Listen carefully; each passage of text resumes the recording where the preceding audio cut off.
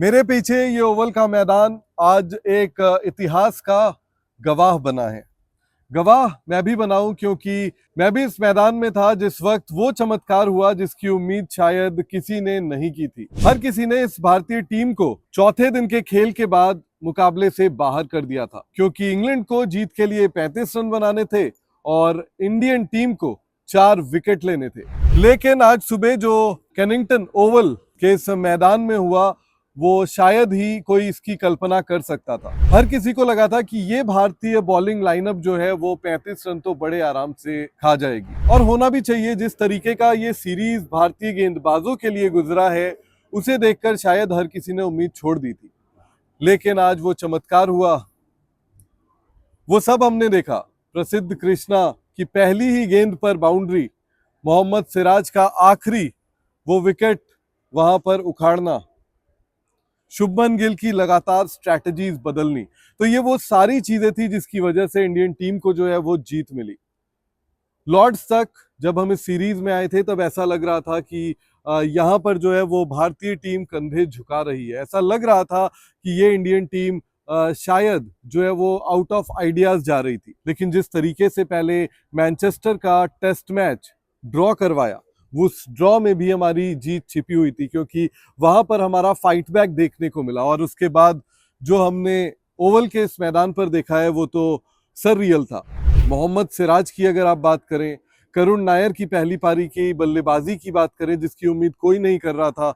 ऐसा लग रहा था कि उनका भी टेस्ट करियर जो है वो खत्म हो चुका है, लेकिन एक और मौका उनको मिल गया, क्योंकि ऋषभ पंत जो है वो मैनचेस्टर टेस्ट के बाद बाहर हो गए थे। लेकिन बिना ऋषभ पंत के भी आपने यहाँ पर फतह हासिल कर ली, और बिना जसप्रीत बुमराह के इस सीरीज में दोनों मैच आपने जीत लिए। इससे मैं जसप्रीत बुमराह की आलोचना या उन पर कोई कटाक्ष नहीं कर रहा हूं, लेकिन इस बॉलिंग लाइनअप ने ये दिखाया है कि बिना जसप्रीत बुमराह ये मुकाबला जो है वो जिता सकते हैं।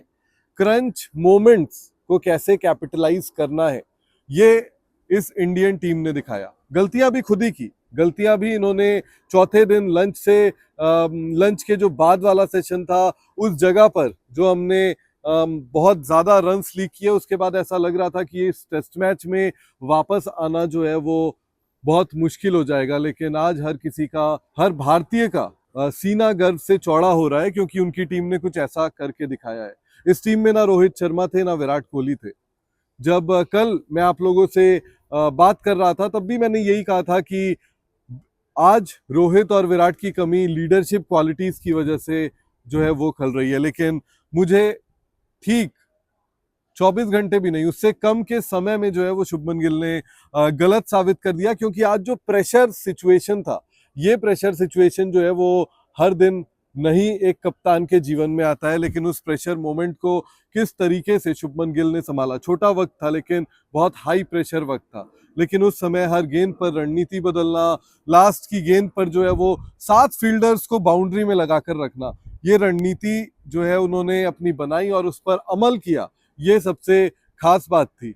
हो सकता है अगर हार जाते तो इन सब फैसलों का जो है वो काफी हम कटाक्ष कर रहे होते, लेकिन आज खुशी का दिन है, क्योंकि लंदन में ओवल में भारतीय टीम ने जो है वो एक बड़ा इतिहास दर्ज कर दिया है, जीत हासिल की, और सीरीज 2-2 से बराबर करके शुभमन गिल यहाँ पर जा रहे हैं। शुभमन गिल द कैप्टन के लिए और गौतम गंभीर द कोच के लिए ये बहुत बड़ी जीत है। शुभमन गिल ऑफ कोर्स, क्योंकि पहली सीरीज में वो इस इंडियन टीम का नेतृत्व कर रहे थे, और गौतम गंभीर के लिए क्योंकि न्यूजीलैंड से 3-0 से हारने के बाद, बीजीटी हारने के बाद इस सीरीज में आप जब आए थे, आपने बड़े बदलाव करवाए हैं अपनी टीम में, आपके फैसले इस टीम में नजर आ रहे थे। और इस मैदान पर तो ली फोर्टिस साहब से भिड़ंत भी हम सब ने देखी थी, लेकिन उसके बाद इतनी करीबी जीत जो है वो इस टीम को एक वो नींव देती है जिसकी जरूरत भविष्य में शुभमन गिल को बहुत ज्यादा पड़ने वाली है।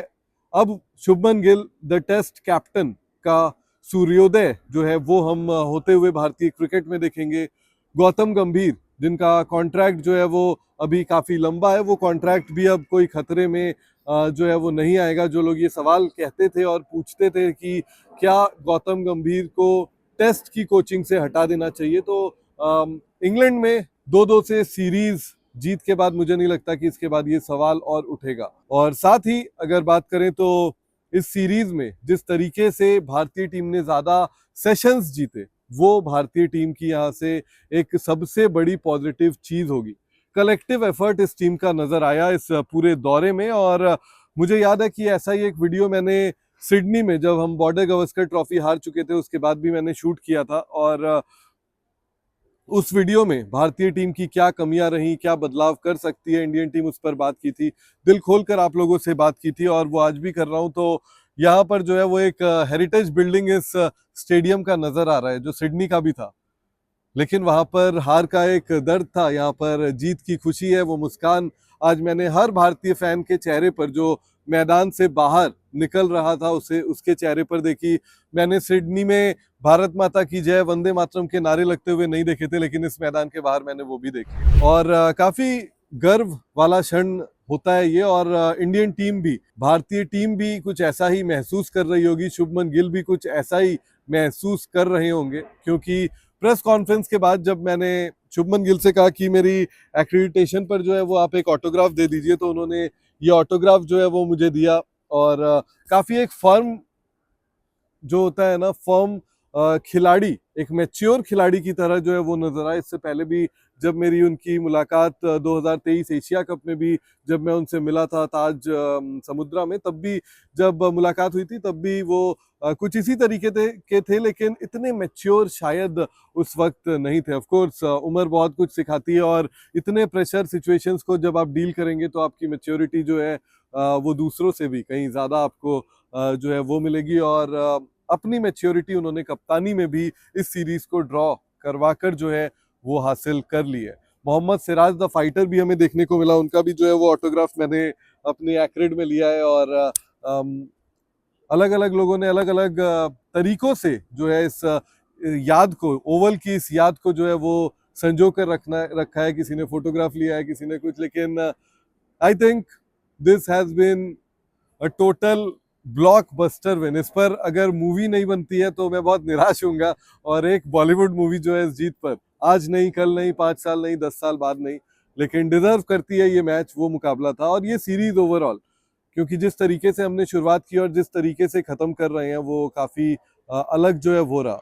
12 जून की वो तारीख थी जब मैं इंग्लैंड आया था। इंडियन टीम तब बेकनम में प्रैक्टिस कर रही थी और India A versus India senior mains का जो है वो मुकाबला चल रहा था। और वहां से यहाँ तक जब टीम को मैंने पूरे दौरे को, अब मैं अगर एक कुछ चंद लाइनों में अगर समेटना हो, तो मुझे लगता है कि ये भारतीय टीम जो है आने वाले समय में बड़े कारनामे करने वाली है।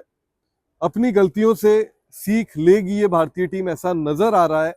शुभमन गिल ने प्रेस कॉन्फ्रेंस में भी अपनी गलतियां कबूल की, और मुझे लगता है कि शुभमन गिल जो उनको जिस अग्निपथ पर खड़ा किया गया था, उस अग्निपथ पर जो है वो सफलता के साथ चल चुके हैं इस दौरे में। अब देखना यही है कि भविष्य इस टीम का कैसा होता है। मुझे पूरी उम्मीद है कि भविष्य बहुत अच्छा होगा और इंडियन टीम जो है वो एक अलग परफॉर्मेंस टेस्ट क्रिकेट में बहुत सालों बाद शायद कर पाएगी।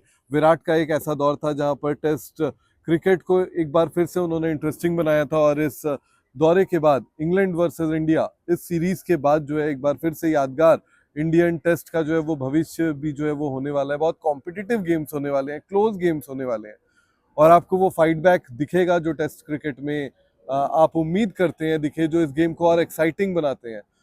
5 टेस्ट मैच, 5 दिन, आखिरी सेशन तक, आखिरी घंटे तक जो है वो गया है। सिर्फ इसको छोड़ दे तो, लेकिन इसको आखिरी घंटे तक भी जाने की जरूरत नहीं थी। आज सुबह का पहला घंटा ही काफी एक्साइटिंग जो है वो था। इन्हीं तमाम शब्दों के साथ इस वीडियो को यहाँ से अंत करता हूँ। और ये दौरा हमारे लिए अच्छा रहा, लेकिन और अच्छा हो सकता था, इसकी उम्मीद मैं कर रहा था। बट नेवरदलेस, नॉनदलेस, आप लोग जो है इतना सारा प्यार दिया आप लोगों ने, उसके लिए बहुत बहुत शुक्रिया। रे स्पोर्ट्स क्रिकेट पर जो है वो हमारी कवरेज जारी रहेगी। अगर आपने इस वीडियो को अभी तक लाइक नहीं किया तो लाइक तो कर दो यार, और चैनल को भी सब्सक्राइब करो और बेल आइकन दबाना बिल्कुल मत भूलो।